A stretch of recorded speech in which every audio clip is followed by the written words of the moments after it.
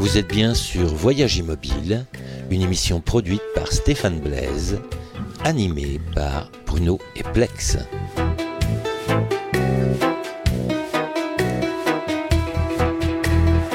Aujourd'hui, dans la benne du Père Noël. Oh, oh, oh, oh, oh.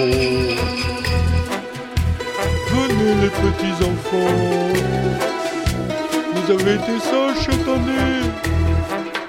Dans une période de bombance et d'excès, où des tonnes de ressources vont passer directement à la poubelle, comment gérons-nous nos déchets et que faisons-nous pour diminuer notre impact ? Oh, oh. At your age, you're still joking. It ain't time yet for the choking. So now we can own the movie and know each other. Eh bien, bonjour à tous, bonjour à tout le monde. Bonjour Bruno. Bonjour Plex, comment ça va ? Ça va Bruno ? Ah, Tu nous fais ta petite intro ? ouais, je vais vous faire ma petite intro. Enfin, c'est une petite histoire qui m'est arrivée il n'y a pas longtemps. Je viens de me faire opérer d'une main.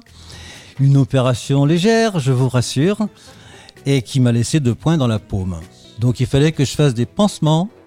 Alors, en sortant de la clinique, je traverse la rue, je vais à la pharmacie. Eh bien, pour faire 5 pansements, je me suis retrouvé avec un sac complet. Parce que maintenant, ce sont tous des kits qu'on vous fait de 3 pansements qui coûtent des fortunes. Et en fait, avec cette histoire, je me suis retrouvé avec du gaspillage de carton, d'emballage, de tout ça. J'en suis pas revenu de voir le volume que ça faisait. Et en plus, super cher. Vraiment super cher. C'est un gaspillage, mais alors vraiment d'argent, de matériel. Mais comme on dit en France, c'est pas grave, c'est remboursé par la Sécu.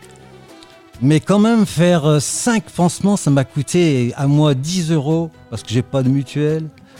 Et franchement, je vais être obligé d'utiliser le reste du matériel à je sais pas quoi faire. Du gaspillage. Est-ce bien raisonnable ? On vient de vivre la semaine pour la réduction des déchets, du 18 au 24 novembre, et apprendre le 16 décembre par les infos que la COP25 des Nations Unies a été un fiasco. J'espère qu'on va en reparler un tout petit peu, mais c'est vraiment ahurissant. Et on va rentrer dans une période de faste et de dépenses somptueuses, peut-être jusqu'aux découvertes bancaires, la période des fêtes de Noël et du jour de l'an. Question subsidiaire, combien y a-t-il de déchets dans les cadeaux ? Ces gaspillages s'ajoutent au gaspillage d'énergie, de nourriture et aux exagérations de toutes sortes au point qu'on peut se poser la question, est-ce que je vais continuer à dépenser sans réfléchir et créer des déchets ou est-ce que je vais tenter de calmer mes envies ? Est-ce que cette année je serai raisonnable pendant les fêtes et après les fêtes pour ce qui est de ce gaspillage ? Est-ce que le trop consommé est une envie personnelle ou est induit par la société ? Les publicités, les concepts inventés par cette même société, et est-ce que tout cela n'est pas une grande fuite en avant pour oublier le malheur et la précarité de ceux qui ne possèdent rien ? Et montrer que nous, on est nés du bon côté de la barrière ? Est-ce qu'en faisant ces excès, on pense à la suite des choses, à ce qu'on produit en déchets, notre consommation exacerbée, et qu'on sait qu'au moment où nous parlons, il y a des containers d'ordures que nous avons envoyés il y a quelque temps pour les recycler en Asie du Sud-Est, qui se baladent sur les océans. Ils nous sont renvoyés parce que ces pays en ont assez de servir de poubelle au peuple nanti. Alors quelques questions, jusqu'où ces plastiques vont-ils envahir les terres et les mers ?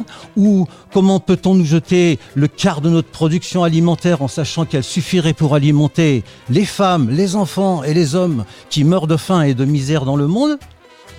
Comment peut-on à notre époque polluer les océans et la planète avec le nucléaire alors qu'il y a d'autres solutions ? Comment ne peut-on pas penser à nos enfants et à leur avenir sur un monde de pollution et écologiquement complètement perturbé ? Et pourquoi ne faisons-nous pas l'effort de réfléchir à ces problèmes pour trouver des solutions réelles ? Eh bien, quel programme ! En tout cas, merci Bruno. Et pour cette émission, nous aurons comme invité donc en duplex du Japon, Maud et Vincent, des voyageurs, producteurs de podcasts. Ils ont un projet M&V sur la Terre. Nous aurons aussi en duplex de Pologne, Edmé la chamelière voyageuse.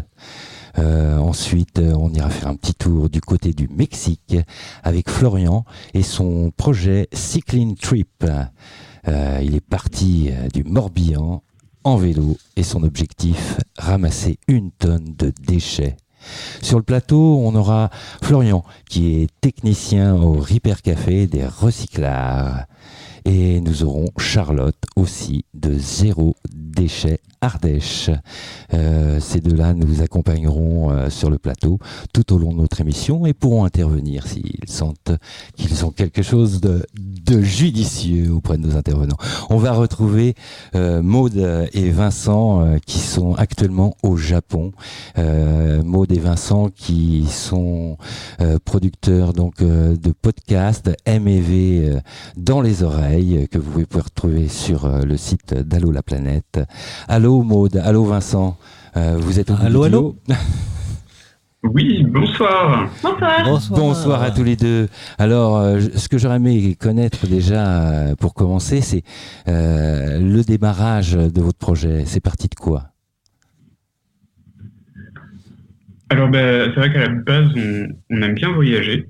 Donc ça, c'est déjà un bon départ. Et puis, on avait envie de faire un gros voyage, un tour du monde, pour se dire, on le fait une bonne fois pour toutes, on va loin, et on passe un peu de temps, et puis on revient. Et ensuite, on fera des petits voyages près de chez nous. Et on voulait faire à la base des vidéos pour rencontrer des gens qui font du bien à la planète et à ses habitants, donc que ce soit d'un point de vue environnemental ou social. Et en fait, très vite on a fait notre carnet de voyage sous forme audio pour raconter un petit peu notre ressenti tout au long du voyage, un petit carnet de voyage audio. Et on s'est dit on le fait en podcast. Oui, c'était plutôt pour nos familles au départ, et puis en fait, ça s'est un peu étendu, donc c'est sympa. Alors vous êtes parti à pied, vous n'êtes pas parti en voiture, vous n'êtes pas parti en avion. Vous avez choisi un autre mode de transport pour votre voyage ? Oui, alors c'était assez rigolo parce que quand on a annoncé aux gens qu'on partait, ils nous disaient « Ok, très bien, c'est quand votre vol pour le départ ?» On n'a pas de vol pour le départ en fait. On partira quand le train sera là et qu'on aura envie de le prendre. Il n'y a pas besoin de réserver 6 mois à l'avance un vol en avion. Donc on est parti en train. Alors pour ce voyage, vous avez mis au point un petit kit de voyage 0 déchet. Est-ce que vous pouvez nous dire qu'est-ce qu'il y a dans ce kit exactement ? Au final, c'est un peu notre kit 0 déchet du quotidien, qui est un peu amélioré, mais c'est ce que moi j'avais dans mon sac à Paris à peu près tout le temps. Sauf la gourde filtrante, qui en effet est un peu nécessaire en voyage. Donc malheureusement c'est une gourde en plastique, mais avec des filtres au charbon qui filtrent les virus et les bactéries, et qui permet de boire de l'eau d'à peu près partout, sauf 2 cas un peu extrêmes, c'est-à-dire l'eau de la mer, mais je crois que ça, pas grand monde ne peut la filtrer, et l'eau des stagnantes, des marécages, des choses comme ça. Et sinon, on peut vraiment boire n'importe quelle eau. Donc ça nous a permis d'économiser et en argent et en déchets une quantité incroyable de bouteilles d'eau. Ok, vous avez d'autres petits sacs aussi, me disait Vincent. Oui, tout à fait. C'est des petits sacs qu'on avait déjà à Paris pour faire nos courses 0 déchet dans notre petite épicerie 0 déchet, épicerie en vrac. Donc c'est des petits sachets en coton ou des petits filets. Et puis dans lequel on peut mettre les fruits, les légumes, mais aussi tout un tas de choses qu'on peut acheter en vrac, des amandes, du riz, des pâtes, des choses qu'on peut trouver facilement dans des bazars en Asie centrale, par exemple. C'est assez facile. D'accord. On nous a parlé d'une expérience qui se passait au Japon, vu que vous êtes sur les territoires. On nous a parlé de la ville de Kamikatsu, qui faisait 80% de recyclage. Alors, il paraîtrait qu'il y aurait 45 catégories de tri. Est-ce que tu peux nous en dire un petit peu plus sur cette expérience ? Alors, nous, on l'a pas visité. Mais on en a entendu parler pas mal quand on s'intéresse au zéro déchet. Et au Japon, c'est quelque chose qui revient assez souvent. Donc les Japonais sont sensibles au tri, sont sensibles au recyclage, les Japonais ? Non. Non.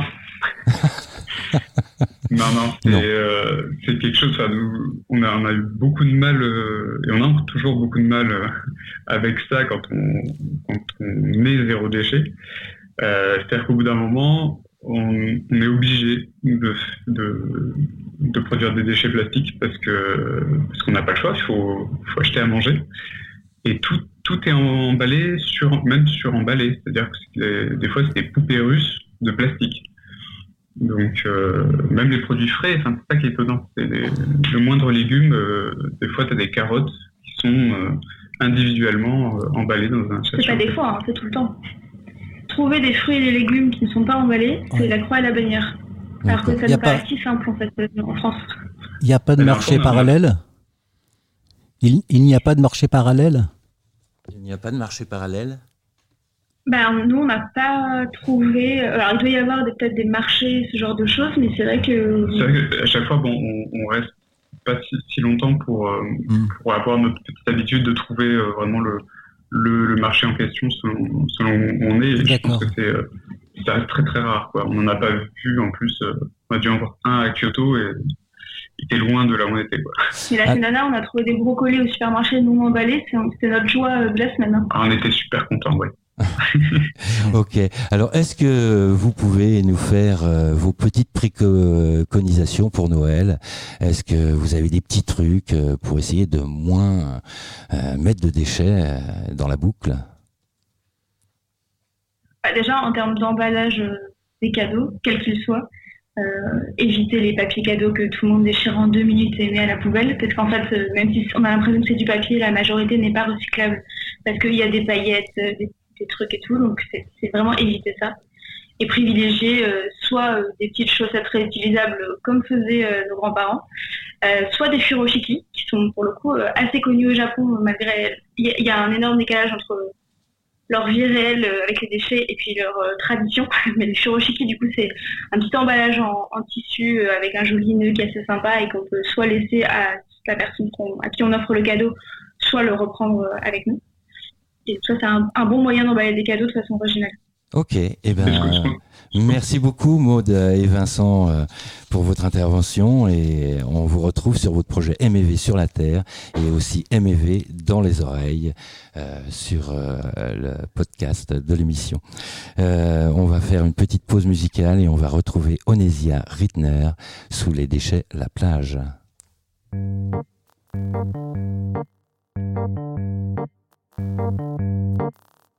Tombent les petits papiers par terre, les capsules et les canettes, tombent les bouteilles de verre, les paquets de cigarettes. Je me balade en slalom, je marche sur un journal, je m'englue sur un chewing-gum et vous trouvez ça normal.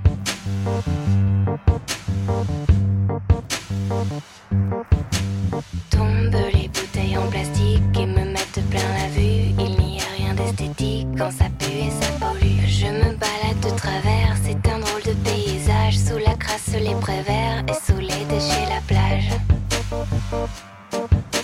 Sous les déchets, la plage. Sous les déchets, la plage. Tombent les bouteilles en alu, les sachets de commission volent sur mon avenue. Tombe la consommation, je me balade en zigzag, un bonbon sous la basket. Si pour vous c'est une blague, alors changez de planète.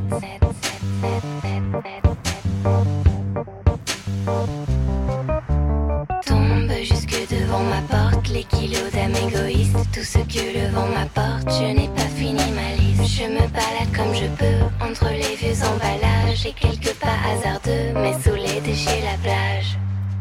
Sous les déchets la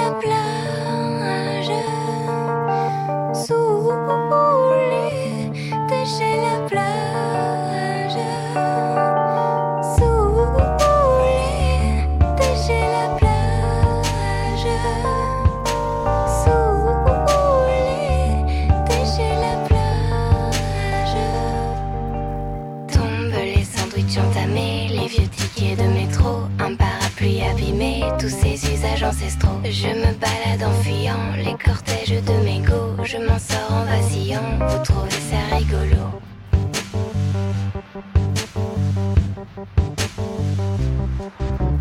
Tombent les bouteilles sur ma route, c'est pas que la faute aux autres, y en a tellement qui s'en foutent, c'est quand même un peu la nôtre. J'ai arrêté mes balades, ma planète fait naufrage, mon monde est tout malade et sous les déchets la plage.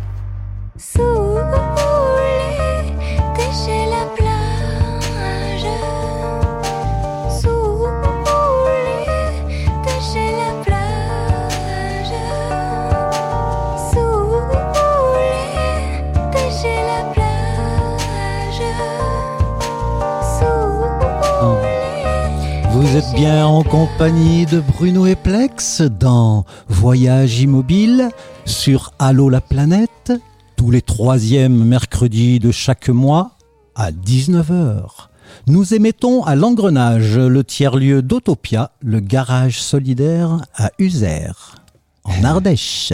Et nous retrouvons en duplex de Pologne Edmé, la chamelière voyageuse. Edmé, tu es avec nous? Allô Edmé? Non. Basman prend le téléphone des mains, me l'arrache, rentre dans les paramètres, et là, on le voit faire une moue. Allô Edmé, tu es avec nous? Toujours pas. Là, c'est un grand moment. Eh ben, écoute, on va passer plutôt à Florian qui, lui, est au Mexique. Florian qui est au Mexique, qui est parti du Morbihan. Il est parti de Texnotalo et avec un objectif de récolter 1 tonne. Il est parti en vélo et son objectif, c'est de récupérer 1 tonne de détritus. Tu nous entends, Florian? Oui, je vous entends bien. Alors, super. Est-ce que tu peux nous expliquer un peu la genèse du projet Cycling Trip? Alors, en fait, y a plusieurs objectifs. Donc, il y a évidemment l'objectif de réaliser un tour du monde à vélo en 3 ans, plus ou moins. Donc, je ne sais pas exactement combien de temps ça va me prendre, mais c'est le temps que je me suis donné, 3 ans. Et puis, dans ce voyage, je profite de ce voyage pour parler d'une problématique qui me touche particulièrement, c'est celle des déchets. Et pour ça, du coup, sur les réseaux, sur mon site internet, je communique de ce que je vois. Donc, forcément, je vois beaucoup de déchets et j'en ramasse beaucoup également. Donc, ça me permet de montrer que des déchets, j'en trouve partout. Et puis, au-delà de ça, je réalise des conférences et je rencontre des élèves dans les écoles, dans les pays que je traverse. Ok, donc ton objectif, toi, de mémoire, c'était de récupérer jusqu'à 3 kilos par jour et d'arriver jusqu'à 1 tonne. Tu en es où pour l'instant? Ah oui, c'est ça, c'est à peu près entre 1 et 3 kilos par jour. Pour l'instant, je suis bien parti pour cet objectif, malheureusement. C'est que pour l'instant, j'ai récolté 730 kilos en 1 an et 3 mois. Donc je devrais largement passer cet objectif des 1000 kilos. Et si jamais je le dépasse rapidement, je vais continuer cette collecte et peut-être atteindre les 2 tonnes. Mmh. Alors, comment se passe la gestion des déchets dans les pays que tu as traversés? Tu vois des choses un petit peu différentes ou c'est un peu partout la même chose? Alors, pour l'instant, moi, j'ai été principalement en Afrique et en Amérique du Sud et Amérique centrale. C'est vrai que selon les pays, il y a pas mal de différences.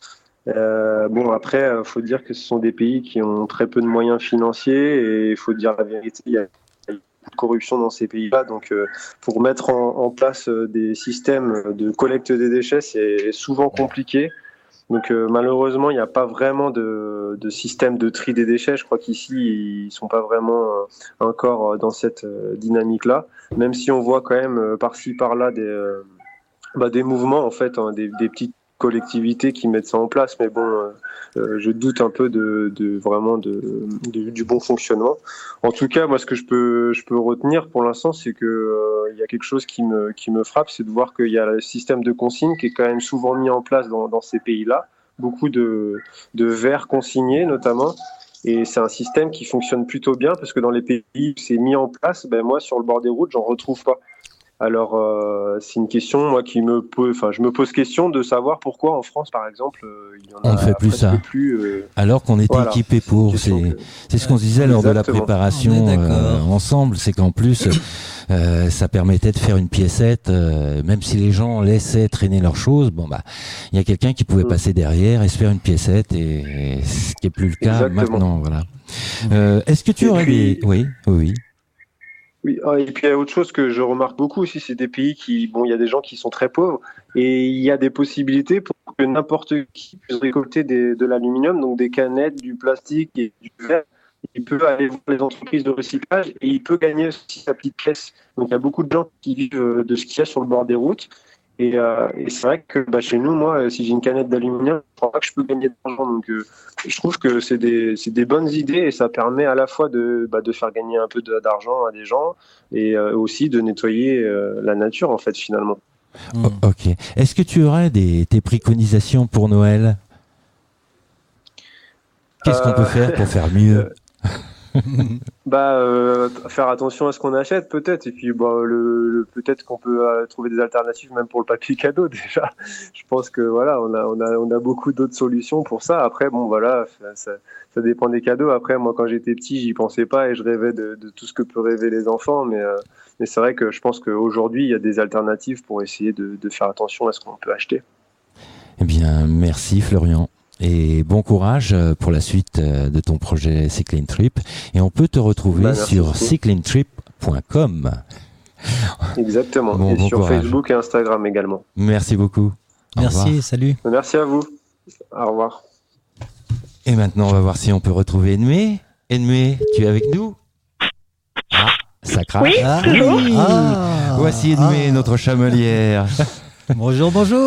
Alors, donc toi, tu es en Pologne. Bonjour. C'est ça. Tu peux nous dire d'où tu es parti pour arriver en Pologne ? Quel était ton voyage ? Je suis partie de France vers Chambéry et je suis passée par l'Allemagne. Je suis arrivée en Pologne et maintenant je suis à peu près au centre de la Pologne. D'accord.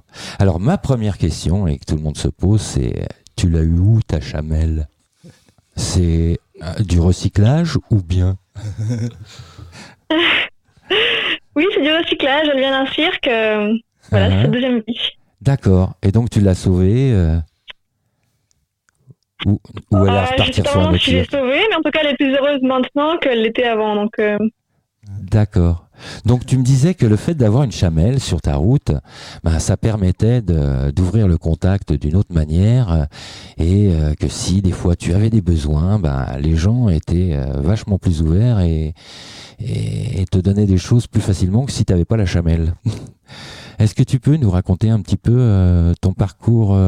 Tu m'avais parlé à un moment donné que pour te nourrir, tu avais trouvé effectivement une autre combine qui permettait de retirer et de remettre dans le circuit des produits qui devaient finir à la poubelle.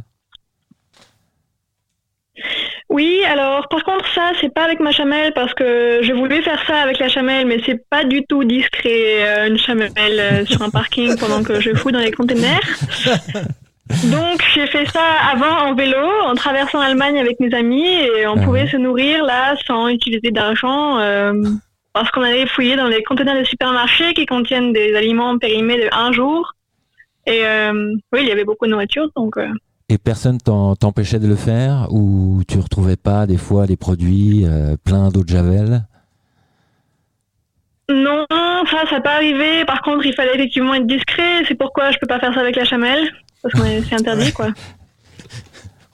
On comprend.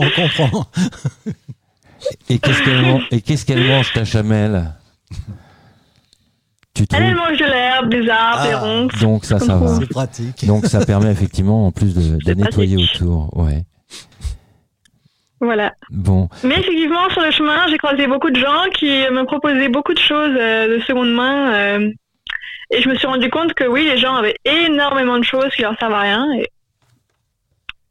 Et donc, qui vont finir à la poubelle ou quelque chose comme ça. Et voilà. Donc ça te permettait de les récupérer au passage. C'est ça. Et des choses en bon état de fonctionnement ou alors on te donnait vraiment... Oui, vraiment. Les gens ont presque le double de ce qu'ils ont besoin en général, j'ai l'impression. Donc. D'accord. Quelqu'un veut poser une état question à notre chamelière? Non, Charlotte. C'était pas parti pour ça, mais c'était très bien ce que tu disais, c'était chouette, franchement, c'est agréable. Mais comment tu as quel rapport entre les personnes et la chamelle et toi? Ça fait quoi comme rapport? Ça fait un rapport qui est un petit peu difficile pour moi parce que, disons, la France, les gens étaient intéressés, mais ça va rester respectueux quand même. Ah ouais. En Allemagne, c'était vraiment tranquille. Les gens, ils me laissaient tranquille. Pourtant, ils étaient très ouverts quand je demandais de l'aide pour le soir, par exemple. Mais là, en Pologne, les gens, ils sont très proches et ils proposent tout le temps la nourriture et l'hébergement, etc. Mais c'est pas possible de marcher tranquillement, en fait. Qu'est-ce que t'appelles tranquillement? Des bons côtés. Marcher, oui, d'accord, ouais. Il y a toujours des problèmes, des petites choses qui vont pas. Oui, pouvoir se déplacer sans être. Les gens, ils m'interpellent très souvent parce que. Être tranquille, quoi. être tranquille. Voilà, c'est plus trop possible, mais. Voilà, oui. Non, c'est pas très grave. Et tu as pu voir un peu comment se passait la gestion des déchets dans les pays que tu as traversés?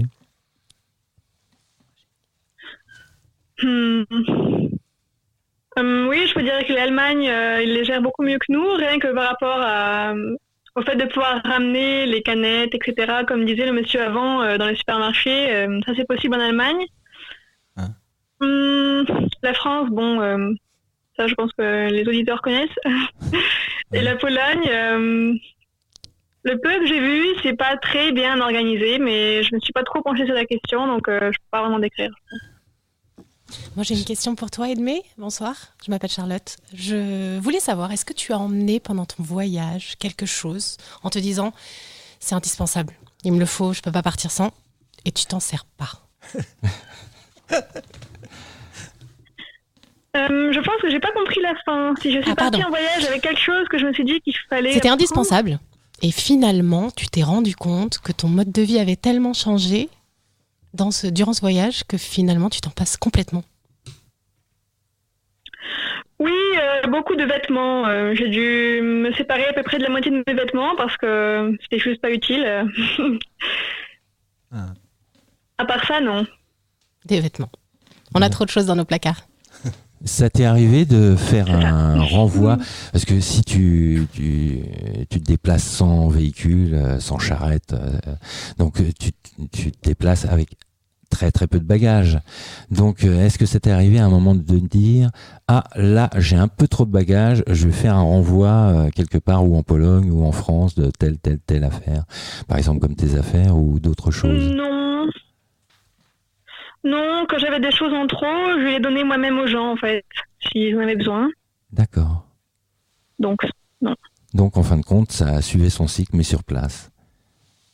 Pas obligé de brûler du pétrole pour renvoyer sur la base. Non. Non. Eh ben, merci beaucoup de ton intervention, Edmé. On te souhaite une bonne suite de ton voyage et on va faire une petite pause musicale avec À la claire ensemble, mets du respect dans ton bac. Salut. Merci à vous, bonne soirée. Au revoir. C'est moi au rap qui a l'air d'un vrai centre de tri. Y'a plein de déchets qui ne devraient pas être ici. Dans mon bac, j'ai ton bac, dans mon bac. Sont fâchés, toutes ces belles matières recyclables souillées. Les employés du centre de tri finissent toutes mouillées. Oh my god, fais ça comme faut, comme si le monde te regarde. Oh, mets du respect dans ton bac. Check ce qu'il y a dans ton bac. T'as perdu ton bac. C'est qui est ton bac? Watch ton bac.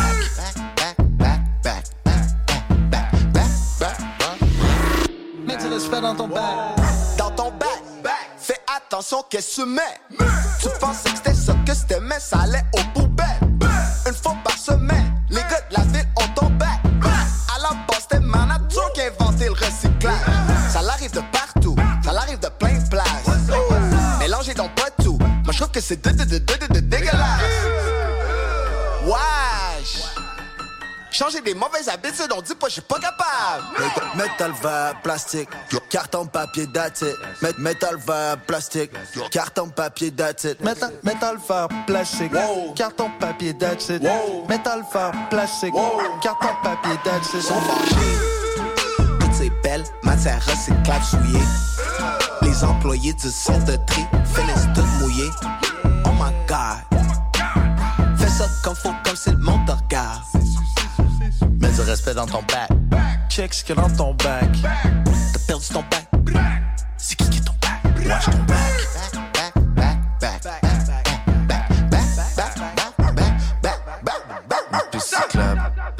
C'est cyclable plusieurs fois, mais c'est pas ça que ça veut dire être recyclable. Oh là là, pointe du doigt, pierre fonçable, fais ton smart, fais ton frais. Pense 3 fois avant de pitcher dans ton bac des jouets.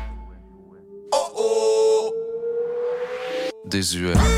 C'est moi au rap qui a l'air d'un vrai centre de tri. Y'a plein de déchets qui ne devraient pas être ici. Bleu et flétri. C'est non. Pneus de camion. C'est non. Matériaux de con. Construction. C'est non.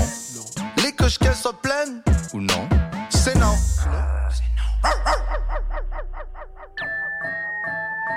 Ça pue. Et vous êtes bien en compagnie de Bruno et Plex, toujours dans Voyage Immobile sur Allô la Planète, tous les 3e mercredis de chaque mois à 19h. Nous émettons à l'Engrenage, le tiers-lieu d'Autopia, le garage solidaire à Uzère. Et nous retrouvons sur le plateau Florian, donc, qui est technicien au Repair Café des Recyclards à Uzère. Bonjour. Salut Florian. Bonsoir. Alors, tu es un de nos voisins, tu peux nous dire un peu qu'est-ce que tu fais au sein des Recyclards? On encadre surtout des personnes qui viennent chercher un moyen de faire durer leur matériel qui est soit déficient, soit un peu usagé et surtout le prolonger dans sa vie. Et voilà, c'est le principe de base est là, quoi. Donc lui donner une deuxième vie. 2 ou 3, 4 maximum jusqu'à l'usure totale de l'appareil, c'est le mieux, quoi. C'est vraiment où on va chercher à aller. Donc, comment ça se passe pour être adhérent dans votre association ? Il y a une cotisation annuelle avec une partie assurance aussi, parce qu'il y a un encadrement à avoir. Et les gens viennent tous les 3e jeudis de chaque mois sur Uzère. Et à partir de 17h30, et ces personnes viennent avec leur matériel défectueux ou à rénover ou à entretenir. Et on va les encadrer pour les amener à le faire eux-mêmes déjà, pour leur apprendre à ouvrir l'appareil, à essayer de déceler les pannes, les problèmes qu'on peut envisager. Et on va les guider dans ce chemin-là pour qu'ils puissent apprendre eux-mêmes de savoir comment fonctionne l'appareil, comment le choisir plus tard aussi, parce que c'est important de dire je peux le démonter, je peux faire quelque chose avec, et pas forcément non, tout est serti ou des choses comme ça. Donc le but va être là, et en le démontant eux-mêmes, ils vont comprendre comment ça fonctionne et ils vont pouvoir justement envisager de réintervenir. Voilà, de réintervenir s'il y avait une nécessité pour eux. Et on les éduque entre guillemets, hein, je l'entends bien. On les ouvre à savoir réparer ou déceler une panne. Avoir une procédure technique. Voilà, tout à fait, déceler, avec toutes les sécurités qu'il y a derrière, apprendre de ne pas laisser un appareil branché pendant qu'on l'ouvre, des choses comme ça, quoi, de base. Vous arrivez à peu près à quel taux de réparation sur ce qui rentre chez vous ? Pas si mal. Ouais, c'est pas mal. C'est bon. Déjà, on a beaucoup de gens qui viennent, donc on est content là-dessus. Et il y a beaucoup de matériel. C'est souvent des petites pannes. C'est assez basique. Hein, c'est des fusibles intérieurs à la machine qui vont être fusillés, quoi, qui vont avoir grillé, qui sont pas accessibles. Donc, il faut démonter la machine pour y accéder. Ou alors, ça va être des charbons un peu crassés pour tout ce qui est moteur, mini robots et tout ça. Donc, on va démonter les charbons, les nettoyer, et on va relancer les bécanes. Généralement, ça repart assez vite, quoi. C'est vraiment des petites pannes de base qui permettent que la machine reparte sans problème et que l'adhérent puisse repartir avec sa machine, quoi. Voilà, c'est vraiment le but. Et vous réparez aussi bien de l'électronique qu'un grille-pain, alors cette semaine, d'ailleurs, au prochain Repair Café, ce sont les machines à coudre. Ah, parce qu'il y a des thèmes. Il y a soirée Repair Café, soirée machine à coudre ce soir, les gars. Avec un thème. Et cette fois-ci, c'est celui-là. Mais on envisage plein, des réparations. On fait de l'électronique, on a fait des amplis, des choses comme ça. Là, c'est du matériel plus spécifique pour pouvoir intervenir. Donc, c'est plus ceux qui vont être encadrants, qui vont aller chercher les pannes parce qu'il faut avoir des spécialités. C'est l'intérêt d'être plusieurs dans l'encadrement puisqu'on a quand même des intérêts différents au niveau de la réparation. Donc, mais on vise plein de. On a fait du drone, on a fait des amplis, de l'électronique, on a fait les machines à coudre, des chaussures, machines à café. Machines à café surtout, des grippins. Voilà, ça va. C'est très très vaste. C'est franchement très vaste. Donc vous faites pas les voitures par contre. Non, non. Il y a Autopia pour ça. Et voilà. C'est là où mais on fait quand même le vélo. Oui. Donc on a une journée, enfin un atelier de réparation. Bruno. Parce que j'en fais partie. Ah bah d'accord. de cette Je le association. découvre sur le plateau. Tu fais partie de l'autre association. Ah bah ouais. Et tu passes d'un côté d'intervieweur à intervieweur. Ouais, c'est les avantages quand on fait partie de plein de choses. Bon, ouais. bah alors on se fait notre pub alors. Bon. Non, mais c'est un super atelier. Il faut vraiment venir parce que c'est vraiment, on a tous le cœur sur la main. C'est vrai, hein. Et ça marche bien. C'est sympathique. On mange un petit coup après, un petit gâteau que quelqu'un amène ou des trucs comme ça. Voilà quoi. On peut même dire que on prend les enfants qui sont accompagnés de leurs parents justement parce que ça les éveille à tout ça, à voir les réparations. Il y a eu un enfant qui était accompagné de ses parents qui est venu avec des consoles de jeux et justement il avait 2 consoles cassées. Avec les 2 on en a fait une et voilà, donc c'est des approches intéressantes aussi pour le reste de la famille. Ok. Ouais. Eh ben, merci Florian pour ton intervention et ce que tu peux faire tous les jours pour sauver du matériel qui devrait rejoindre nos déchetteries et qui reprend le 2e, 3e, 4e, 5e et 6e vie selon Florian. Eh bien, maintenant, on va voir le petit poème à Nono, le popo à Nono. Alors aujourd'hui, c'est un poème particulier qui s'appelle Les Objets et qui a été écrit par Gaël Chaumont pour sa maman il n'y a pas si longtemps que ça, en juillet 2019.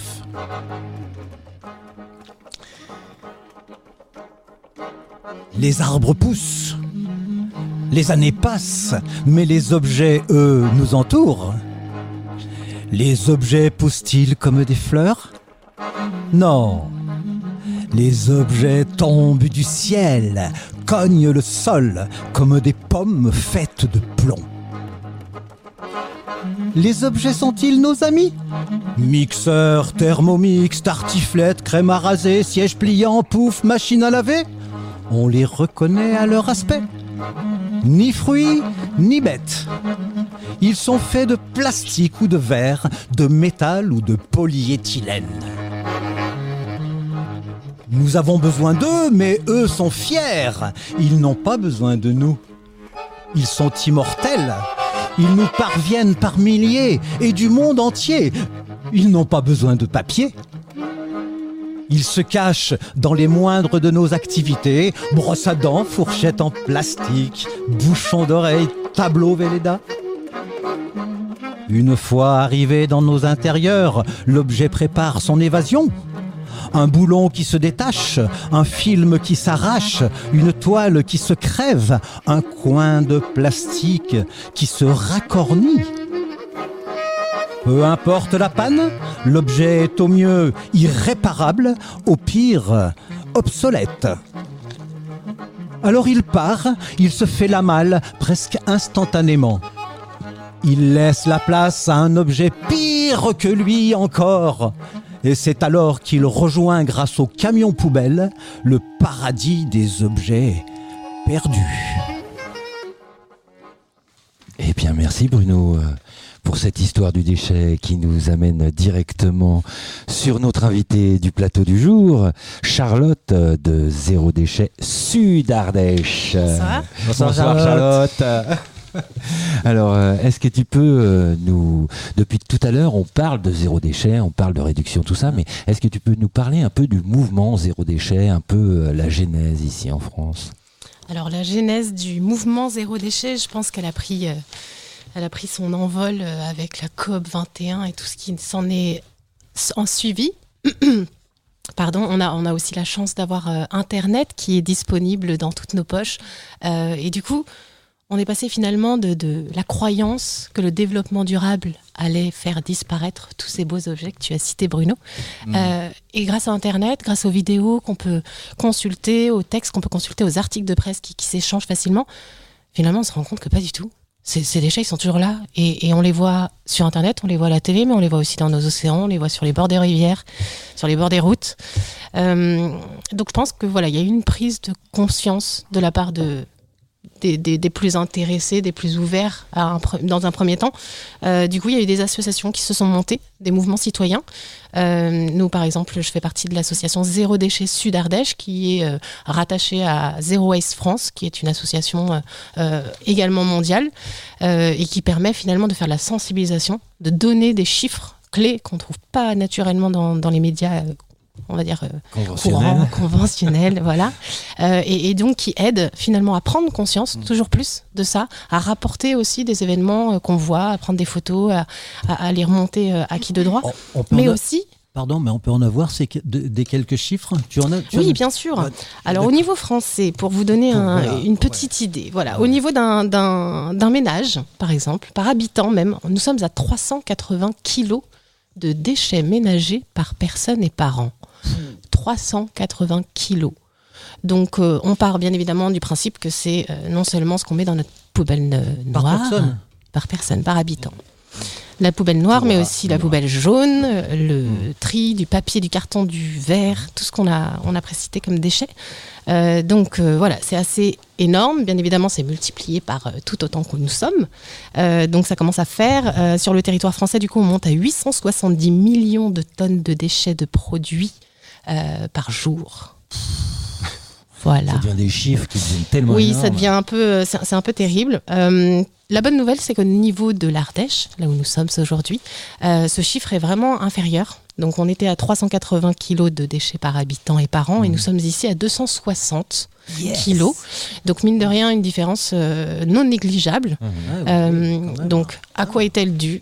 Est-ce que notre mode de consommation est différente ? Est-ce que notre compréhension du recyclage est meilleure ? Déjà, on est à la campagne, déjà on peut au moins recycler tout ce qui est organique. Est-ce que les associations, là il y en a plusieurs, des associations de recyclage, est-ce qu'elles font pas une partie de ce travail-là d'aller... Certainement aussi. Certainement aussi. Parce qu'il y en a ici. Hein. Ce que tu as dit est très vrai. Ce qu'il faut savoir, c'est qu'aujourd'hui, sur ces 380 kilos, disons, il y a un tiers de produits qui sont périssables. C'est-à-dire que ce sont des produits qu'il ne faudrait pas simplement mettre dans sa poubelle noire, il faudrait juste le mettre dans un petit bac au fond de son jardin. Et ça éviterait... Non seulement c'est de la ressource, on a nécessité à renourrir la terre, ça c'est très très important, mais surtout ce qu'on ne sait pas, c'est qu'en Ardèche par exemple, on a 100% de nos poubelles noires qui sont enfouies. Voilà. Et quand on y enfouit un tiers de produits compostables, ça veut dire qu'il y a du jus. Et ce jus, en fait, il va venir polluer la terre, il va venir polluer l'eau. Voilà, exactement. Donc, finalement, on a une problématique en France, mais pas que en France, bien évidemment, mais on fait partie des pays développés, on a un très grand mode de vie, on a beaucoup de chance, il faut en être conscient. Mais je pense que c'est les citoyens qui ont monté toutes ces associations pour faire comprendre aux gens que les déchets, c'était aujourd'hui une grosse problématique, ramène chaque personne à s'interroger sur quels sont ses besoins véritables. On a une problématique, c'est qu'on achète n'importe quoi, on le consomme et on le jette. Et comme on dit, quand on referme la poubelle, eh bien, il a disparu. Voilà. C'est assez fantastique. C'est magique. Voilà. Donc, il y a un plan national de gestion des déchets en France, quand même. Tout à fait. Et qui est assez important actuellement, et d'une précision incroyable, mais leurs hypothèses et leurs prévisions semblent drôlement entachées par ce qui est en train de se produire, parce que leurs prévisions, par exemple, c'est de réduire de 10% la quantité des déchets ménagers et assimilés en 2020. C'est demain. Énorme. Oui, c'est demain, ça y est, on y est même. Mais on n'y est pas du tout, hein, ces chiffres-là. C'est quoi ça ? C'est les chiffres. Ça, c'est les objectifs. Hein ? Mais tu crois qu'on va y arriver en quelques jours, là ? Alors justement, ce plan s'appuie particulièrement sur le compostage. Comme je le dis, ce sont des denrées qui sont humides, donc extrêmement lourdes. Quand on parle en tonnes, c'est forcément extraordinaire. On ne se rend pas bien compte à notre niveau. Mais si on part du principe que toutes ces tonnes émises de déchets un tiers est déjà... Un tiers, c'est énorme. Voilà, peut être de côté. Donc ces prévisions de notre gouvernement s'appuient principalement sur cette... Petit changement, donc distribuons des composteurs à tous les Français et déjà on changerait pas mal de choses. Même mieux, Charlotte, est-ce que ce serait pas possible de construire des centrales de méthanisation avec ces 30% de déchets? Ça serait assez formidable. On pourrait peut-être valoriser. Et est-ce que ça serait pas possible qu'à la source, on essaye de faire des efforts? Ah bah ça, ce sera encore plus formidable, Bruno. Franchement, moi, je crois que il faut quand même être logique. On va pas pouvoir continuer à produire de cette manière-là. On va arriver à une impasse. Donc, il va bien falloir faire des choix avant. Il va bien falloir qu'on arrive à économiser sur notre consommation et tout. Je crois que c'est le principe de toute société, c'est de faire attention à ne pas se laisser submerger par ses propres excréments. Je crois que là, il faut être logique, quoi. Oui, il faut être logique, mais c'est pas dans nos intérêts, Bruno. Tu sais bien que c'est logique, mais ça ne rapporte pas. Non, ça rapporte pas, c'est vrai. Ça ne rapporte pas. C'est vrai que ça rapporte pas. Et c'est la raison essentielle, certainement, que ça avance pas plus vite. Ça ne rapporte pas, mais mine de rien, quand on commence à vraiment s'intéresser à cette problématique, moi j'y suis tombée il y a 4 ans, par un cheminement, chacun a son cheminement, mais à partir du moment où on commence à avoir un premier œil sur ça, je le mets à la poubelle, comment je peux faire pour l'éviter ? Et en fait, à partir du moment où on a cet œil-là, après on peut plus sortir de cette démarche. Et surtout, en fait, quand on rentre dans cette démarche, qu'on réfléchit à tout achat, qu'est-ce qui est arrivé au produit avant que je l'achète, qu'est-ce qui va arriver au produit quand je l'aurai mis dans ma poubelle, où est-ce qu'il va aller, comment il va être traité, est-ce qu'il va être recyclé, est-ce qu'il va être brûlé, est-ce qu'il va être brûlé, est-ce qu'il va être enfoui, quelle que soit son histoire. Finalement, on est obligé un petit peu de sortir de ses habitudes, de se reprendre la responsabilité sur ce qu'on jette, de pas juste de dire les déchets c'est les autres. Non, les déchets c'est moi et je peux faire quelque chose, et en plus quand je le fais, c'est des toutes petites choses, mais en fait c'est ultra sympathique personnellement, c'est très valorisant, ça fait du bien. Nous, c'est une des raisons pour lesquelles on a aussi créé cette association Zéro Déchet Sud Ardèche, c'est que du coup, quand on commence à prendre conscience de tous ces déchets, en fait, on est assez frustré. C'est très difficile d'en parler à d'autres gens, parce qu'il y a beaucoup de gens qui sont assez pessimistes sur ce sujet. Et du coup, se rassembler tous ensemble, pour le moment, on est 25 adhérents. Alors justement, quels sont les buts de cette association, donc réellement, dans le global? Alors dans le global, on souhaite avoir une action à plusieurs niveaux. Le premier niveau, sont les particuliers. C'est vous, c'est moi. Qu'est-ce qu'on fait au quotidien? Donc donner des petits conseils pour avancer dans ce sens. Ensuite, il y a les entreprises.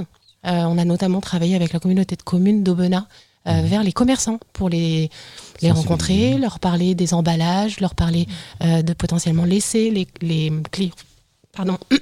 clients venir avec leurs emballages. Donc ça, c'est une première chose. Ensuite, on a les associations aussi, culturelles, événementielles, sportives, qui sont venus nous voir, comme par exemple la Luna, pour vraiment nous dire, écoutez, nous, quand on organise un trail, on a des tonnes et des tonnes de poubelles pleines de bouteilles plastiques. Comment on fait ? Montrez-nous par A plus B comment on peut gérer ça. Parce que c'est long, parce que les bénévoles, ils doivent ramasser derrière. Donc voilà, on accompagne vraiment toutes ces associations dans cette direction. Et enfin, on travaille donc avec la communauté de communes, le département, la région, pour pouvoir lancer une vague, parce que plus on est et plus on a envie de le faire, et plus ça va devenir une habitude, en fait. On a perdu cette consigne, par exemple, de ramener ses bouteilles. Moi, j'ai habité en Suède, on ramenait les canettes, tout était recyclé. Je veux dire, personne ne s'interroge de savoir quel est l'intérêt de le faire ou pas. C'est comme ça, c'est pas autrement. Le pire, c'est qu'on ait fait marche arrière, c'est comme pour les tramways. Voilà, ça devait coûter trop cher. Voilà. Si c'est pour parler de mon cas personnel, je suis assez vieux, là. Pour avoir vu donc tous ces emballages en verre et tout, et que c'était super bien. Mais on était content d'aller chercher notre produit avec des récipients en verre, des trucs comme ça. Quand on allait avec le pot au lait. Et ça gênait personne, quoi. C'est ça, pour vous donner le pot au lait en aluminium, tu sais, là, qui est bon pour la santé. Exactement. Les premiers plastiques, c'était terrible. Génial. C'était terrible, les premiers plastiques. Les premiers tupperwares, les réunions tupperwares dans les années 70. Parle pas de ça. Si. Voilà, c'est ce qui va rester dans l'histoire de nos poubelles. On va retrouver, non pas au néolithique un mammouth, mais on va retrouver nos tupperwares. Ouais. C'est ce qu'on va léguer à nos arrière-petits-enfants. C'est sûr qu'on va pas j'ai pas l'impression qu'on aille dans la bonne direction pour plusieurs raisons. La première, c'est, on n'en a pas forcément parlé, mais la Chine donc a fermé ses portes. La Chine qui achetait jusqu'à 70% du plastique qui était commercialisé au niveau international. Il faut savoir que tous les pays développés revendent leurs déchets. La Chine donc récupérait la plus grosse partie de ces déchets et a décidé, après attaque de la part de Trump, a décidé simplement de purement fermer ses portes. Du coup, tous les pays développés ont commencé à un petit peu s'émouvoir. Voilà. Et du coup, bien évidemment, on est en train de trouver d'autres pays pour renvoyer la Malaisie qui ne sait plus quoi en faire, qui nous renvoie aussi, qui nous a renvoyé à la France 2 containers. Exactement. La semaine dernière. Et voilà, ça fait, je pense que ça touche un peu les gens de se dire, attends, on nous renvoie nos déchets, c'est quoi? Déjà, je pense qu'il y a beaucoup de gens qui ont appris qu'on revendait nos déchets parce que c'est pas n'importe quoi. Donc ça, c'est la première chose. Donc c'est tout ce qui est mal trié, hein. Ces déchets, ça fait partie des choses qui sont pas suffisamment bien triées pour être recyclées par certaines usines. Donc c'est là où on envoie par camion. Alors c'est plus compliqué que ça, en fait. C'est du plastique qui a nécessité à être en gros volume. Ce qu'il faut savoir, c'est que sur les X milliers d'emballages en plastique qui existent, il y a, tu disais par exemple 40 façons de trier. Il y a des centaines de plastiques différents. Il y en a avec des couleurs, il y en a avec des textures, il y en a transparents. Et donc en fait, pour que ça soit rentable, le traitement des déchets, il faut qu'il y ait un volume conséquent. Donc, on a fait en sorte de renvoyer nos déchets dans des pays développés, en voie de développement, bien évidemment, parce qu'on n'a pas les moyens de payer quelqu'un pour trier un déchet. Mais surtout, on a besoin de centraliser. C'est la mondialisation de nos déchets, au même titre qu'on a fait une mondialisation de l'économie, de la production. Donc, on a un gros problème là-dessus. Et puis, voilà, donc en parallèle, on a notre gouvernement qui vient potentiellement de proposer de se débarrasser des plastiques à usage unique. À l'horizon 2040, on a le temps de voir des choses passer à ce moment-là. C'est cool, on prend des super bonnes décisions. Voilà, drastique, j'oserais dire. Drastique. Exactement. Donc voilà, ça participe aussi. C'est comme McDonald's qui te met la pub. Nous arrêtons de vous donner ça dans une démarche écologique. Non, ils essayent.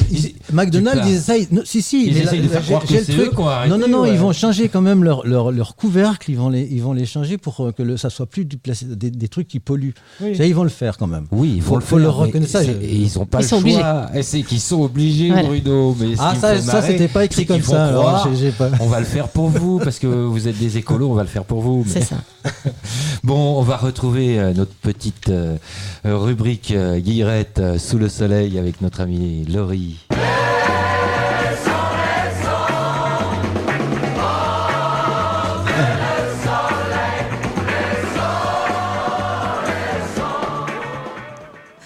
Bonjour. Alors, salut Laurie. Ça va. Sacré sujet, le plastique quand même. Eh ouais, le plastique, c'est fantastique. Donc, quelle origine, depuis quand et pourquoi on en est venu à la matière plastique? En fait, on a eu un essor à partir de 1865 pour remplacer les boules de billard qui étaient à l'époque en ivoire et qui étaient devenues trop chères. Alors, à partir de ça, on est devenu sur une utilisation, immense. On a eu ça va des touches de piano aux dentiers, aux objets courants. En fait, le plastique a eu quand même pas mal d'avantages et donc c'est pour ça qu'on en est venu là-dessus. Il a quand même un poids léger, solide, robuste. On a eu la possibilité de faire des ABS puisqu'il a un pouvoir amortissant, vibratoire. On a un coût abordable aussi qui est pas négligeable. Il est réutilisable et recyclable plusieurs fois par rapport à certains matériaux. On a une conductivité d'électricité faible, donc c'est pour ça qu'on l'utilise aussi pas mal sur les fils électriques. On est conscient quand même que le plastique a quand même pas mal d'inconvénients, donc des matières dangereuses. On va avoir du chlore, des métaux lourds. C'est pour ça qu'on en est venu à faire des recherches alternatives aussi. Donc on en est venu au bioplastique qui est à partir d'amidon. On a quand même 68% d'effets de serre en moins par rapport à une production de plastique pur et dur. Seulement, le bioplastique, on s'est rendu compte aussi qu'il avait pas mal d'inconvénients. On a besoin d'une énergie fossile pour le produire, beaucoup d'eau. On diminue la place pour l'alimentation pour pouvoir produire de l'amidon et donc on n'a rien de terrible à ce niveau-là. On retrouve également beaucoup le plastique dans la nature Et donc, on a une prise de conscience, je trouve quand même citoyenne, qui est de plus en plus importante. On peut l'observer, hein, on a de plus en plus de collectes de tri au bord des rivières, dans de bonnes ambiances, et les syndicats des rivières peuvent le témoigner. On a de moins en moins de déchets qui est collecté. Donc ça, c'est le côté positif. Le fait d'avoir un recyclage de plus en plus important, comme sur Vallon-Pont d'Arc, mais également en Allemagne, on a un tri qui fait qu'on va payer ce qui n'est pas recyclé. Et donc, du coup, en Allemagne, dans les grandes surfaces, les citoyens se sont mis à enlever le surplus de plastique directement dans les grandes surfaces pour faire prendre conscience aux industries qu'il fallait diminuer ce taux de plastique. Donc, on a également une possibilité de réduire au quotidien et de plus en plus conscient dans les pratiques, puisqu'on le voit dans de plus en plus de magasins. On va avoir des sacs pour faire les courses de plus en plus utilisés, réutilisés, des aliments en vrac, même dans des grandes surfaces qui sont pas des Biocoop, des éco-cups, des vaisselles réutilisables sur les festivals. Franchement, je pense que ça commence à prendre... Il commence à y avoir une prise de conscience. Voilà. Il y a Lego qui a essayé de faire donc un nouveau plastique à base de végétal, mais qui n'y arrive pas parce que dans la manipulation, ça a tendance à coller un peu aux mains. C'est pas comme le plastique. Il faut reconnaître que il y a quelque chose d'extraordinaire dans le plastique aussi. Voilà, c'est quand même un matériau intéressant. Mais on le paye cher. Voilà, c'est ça. Ouais. Nos enfants le paieront encore plus cher. Bon, après, je pense que voilà, il y a une prise de conscience. On va réussir à en venir à bout. Et il y a des coins, même en Inde, dans la montagne, où les plastiques sont totalement interdits maintenant. Il faut le savoir, hein, et c'est respecté. Hein. Alors en parlant de choses dégoûtantes qui nous restent sur le nez, Charlotte, t'avais pas des vieilles histoires à nous sortir du placard, parce que la chose qui est quand même assez aberrante avec l'info, c'est que quand elle passe, elle trépasse, c'est-à-dire que 6 mois plus tard, on oublie. Donc j'ai demandé à Charlotte si elle avait quelques petites affaires à nous rappeler à notre mémoire. Non ? Pas du tout. Non, du genre, pas du tout. De quoi des déchets, genre déchets nucléaires. Genre déchets nucléaires. Alors c'est effectivement un type de déchet. On en parle souvent, mais on ne le met pas dans le zéro déchet. C'est vrai que on a l'impression que c'est pas nous directement. Effectivement, c'est pas nous directement qui le produisons. Alors j'ai fait ma petite enquête. Aujourd'hui, nous avons des déchets nucléaires en France. Alors pour vous donner juste les chiffres, on a 58 réacteurs. On est le premier pays nucléarisé dans le monde. On a 400 piscines olympiques remplies de déchets nucléaires sur notre territoire. Hein. On les envoie nulle part, ils sont sur le territoire. Ils sont placés sur plusieurs sites de stockage. Et nous, on a de la chance. On est pas loin. On peut aller pas loin à la piscine. Mais on est particulièrement concernés, exactement. Donc 400 piscines actuelles, mais il y en a 7 piscines en plus tous les ans. Voilà. Et on ne sait pas quoi en faire. Il y a des dizaines de milliers d'années de destruction de cette radioactivité du produit. Donc voilà, on est obligé de les enfouir. On a des sites de stockage qui sont juste l'intermédiaire entre la production et puis on se demande ce qu'on va en faire. Et ensuite, on a des sites d'enfouissement. Donc en France, le plus connu, il est à La Hague. Dans les grès. Exactement. On a entendu dernièrement Bure. Alors bizarrement, on n'entend plus trop parler. Non. Certainement que le projet n'a pas changé. Donc Bure est toujours en projet. Il doit ouvrir en 2026 puisque les autres décharges nucléaires sont en train d'être complètement dépassées par ces piscines qui débordent. Donc voilà, c'est quelque chose. C'est d'autres déchets. Voilà, c'est d'autres déchets. Sympa. Je ne sais pas s'ils rentrent dans les chiffres des choses à recycler. Mais... Alors, ce qu'il faut savoir, c'est que 1% des déchets nucléaires sont recyclés, contrairement à ce qu'on lit de façon générale, et que concrètement, il n'y a pratiquement aucune solution aujourd'hui connue. Le pire, Charlotte, c'est que certains de ces composants sont recyclés, mais dans des produits de consommation usuels. Ah, très bien. On a même voté un projet de loi l'année dernière pour interdire l'utilisation du recyclage des matériaux de centrales dans les produits qui étaient proches de la peau. Ah oui. Ah oui. Quelle bonne idée. Quelle bonne idée. Donc, on va partir sur les petites préconisations de Noël. Est-ce que tu aurais des choses... Alors, il me reste combien de temps ? Oh, bah, il te laisse 1 minute. Oh là là. Allez, Alors, les préconisations de Noël. On a eu Maud et Vincent qui nous ont parlé effectivement de la méthode Furoshiki. Furoshiki, c'est un emballage dans un chiffon, dans un foulard, qu'importe. C'est quelque chose qui nous permet simplement d'éviter 20 000 tonnes de papier cadeau par an à Noël sur le territoire français. Voilà, non négligeable. En termes d'idées cadeaux, faites simple, allez vers l'immatériel, pas de déchets.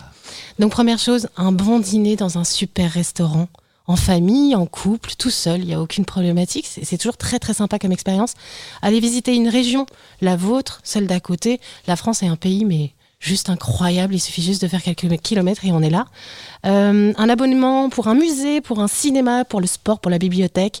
Une jolie photo encadrée pour se souvenir des bons moments. Voilà, il y a plein de choses possibles.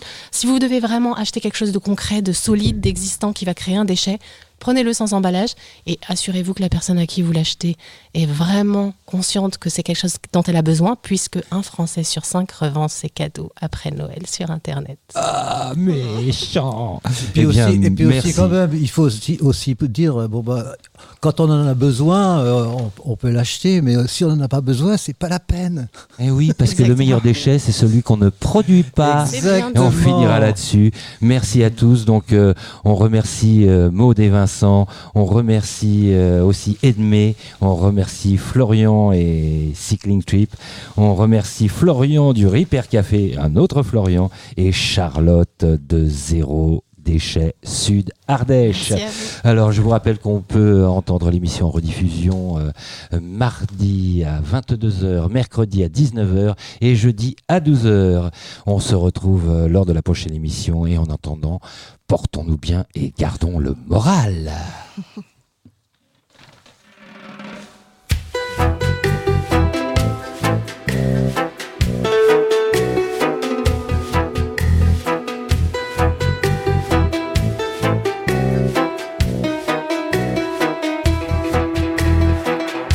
Vous êtes bien sur Voyage Immobile, une émission produite par Stéphane Blaise, animée par Bruno et Plex.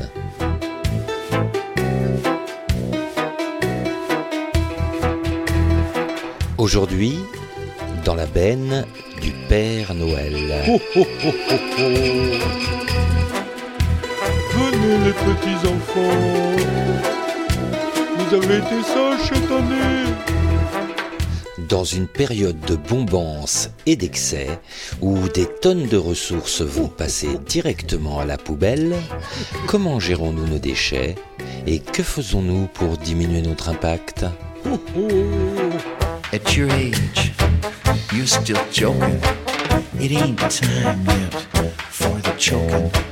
So now we can own the movie and know each other truly.